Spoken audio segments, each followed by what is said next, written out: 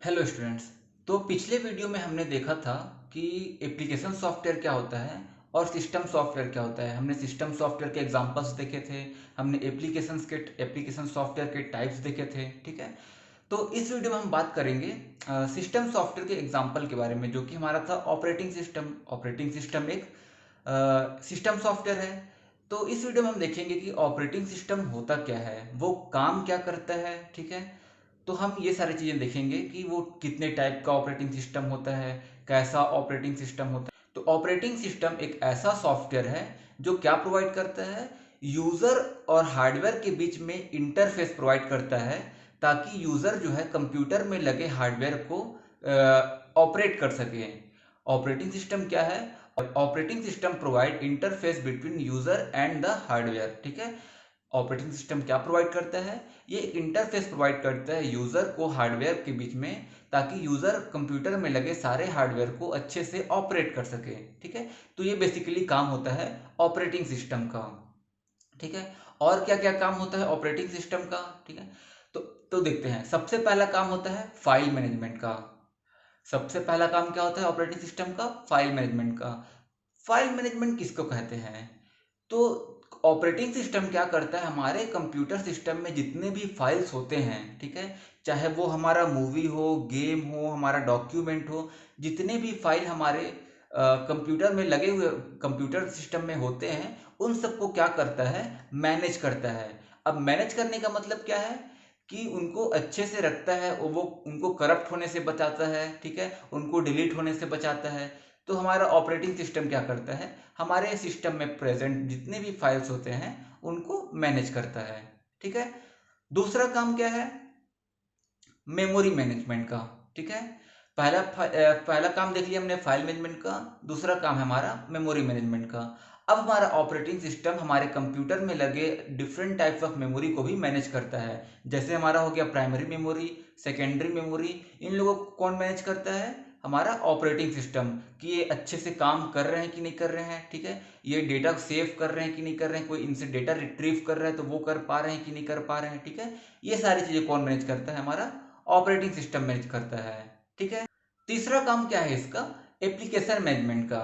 ठीक है, पहला काम क्या था? File management. दूसरा काम क्या था? Memory management. तीसरा काम है इसका एप्लीकेशन मैनेजमेंट का। ठीक है, तो एप्लीकेशन मैनेजमेंट से हम क्या समझ सकते हैं कि जो भी एप्लीकेशंस हमारे कंप्यूटर में होते हैं, ठीक है, चाहे वो हमारा एम एस वर्ड हो, एम एस एक्सेल हो, एम एस पीपीटी हो, चाहे हमारा कोई गेम हो, तो उन सबको कौन मैनेज करता है? हमारा ऑपरेटिंग सिस्टम मैनेज करता है। उनको चलाने का काम किसका होता है? हमारे ऑपरेटिंग सिस्टम का काम होता है। ठीक है, उनको अच्छे से रन करने का काम, ठीक है, वो काम भी कौन करता है? हमारा ऑपरेटिंग सिस्टम ही करता है। ठीक है, तो बेसिकली ऑपरेटिंग सिस्टम किसको मैनेज करता है? हमारे कंप्यूटर में प्रेजेंट सारे एप्लीकेशंस को कौन मैनेज करता है? हमारा ऑपरेटिंग सिस्टम। ओके, चौथा काम क्या करता है? ये हार्डवेयर मैनेजमेंट का काम करता है।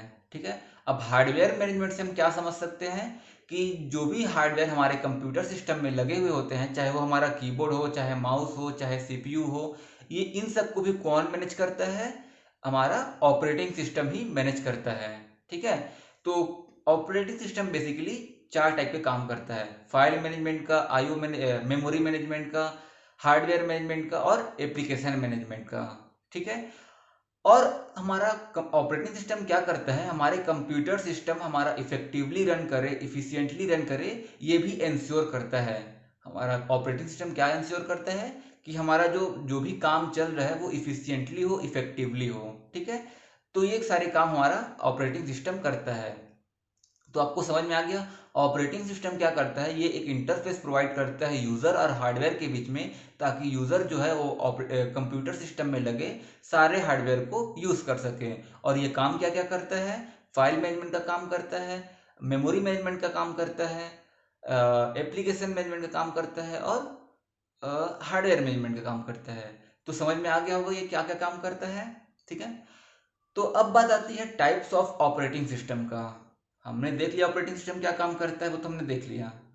लेकिन कितने टाइप के ऑपरेटिंग सिस्टम अवेलेबल हैं? ठीक है, तो और या फिर कितने टाइप के ऑपरेटिंग सिस्टम होते हैं? तो पहला हो गया हमारा सिंगल यूजर ऑपरेटिंग सिस्टम। दूसरा हो गया हमारा multi user operating system. Okay, तो देखो, सबसे पहले देखते हैं हमारा सिंगल यूजर ऑपरेटिंग सिस्टम। तो सिंगल यूजर ऑपरेटिंग सिस्टम उन ऑपरेटिंग सिस्टम को बोलते हैं जिनको एक टाइम पे सिर्फ एक ही यूजर चला सके हैं।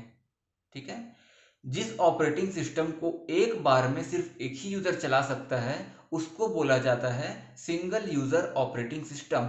ठीक है, जैसे कि हमारा हो गया Windows operating system, Mac operating system या एमएस डॉस ऑपरेटिंग सिस्टम। ठीक है, ये सारे ऑपरेटिंग सिस्टम ऐसे ऑपरेटिंग सिस्टम हैं जिनको एक टाइम पे सिर्फ एक ही यूजर चला सकता है।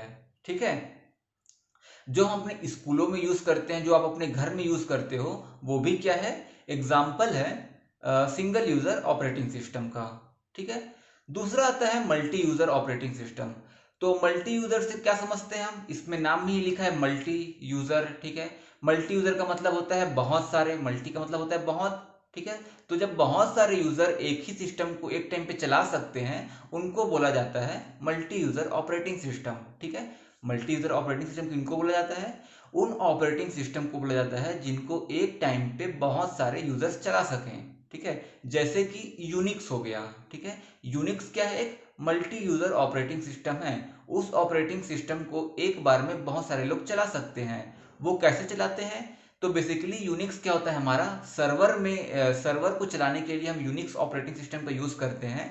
ठीक है, और हम जानते ही हैं कि सर्वर में क्या स्टोर होता है, वेबसाइट स्टोर होता है, और वेबसाइट को एक साथ बहुत सारे लोग एक्सेस करते हैं। तो वो क्या कर रहे हैं, वो सर्वर को एक्सेस कर रहे हैं। ठीक है, तो वहां बस क्या हो रहा है, बहुत सारे लोग उस सर्वर को एक्सेस कर रहे हैं और उस सर्वर को चला रहा है हमारा यूनिक्स ऑपरेटिंग सिस्टम। तो हम इसे समझ सकते हैं कि यूनिक्स को क्या कर सकते हैं, बहुत सारे लोग एक बार में चला सकते हैं। ठीक है, तो समझ में आ गया मल्टी यूजर ऑपरेटिंग सिस्टम क्या होता है, सिंगल यूजर ऑपरेटिंग सिस्टम क्या होता है, और हमारा ऑपरेटिंग सिस्टम क्या क्या काम करता है। फाइल मैनेजमेंट का काम करता है, मेमोरी मैनेजमेंट का काम करता है, एप्लीकेशन मैनेजमेंट का काम करता है, और हार्डवेयर मैनेजमेंट का काम करता है। और कोई आपसे ये पूछे कि ऑपरेटिंग सिस्टम का डेफिनेशन बताओ, तो आप क्या बोलोगे, तो applications operating system is a type of software which provide interface between user and the hardware, so which by which user can efficiently access और operate all the hardware present in our computer system.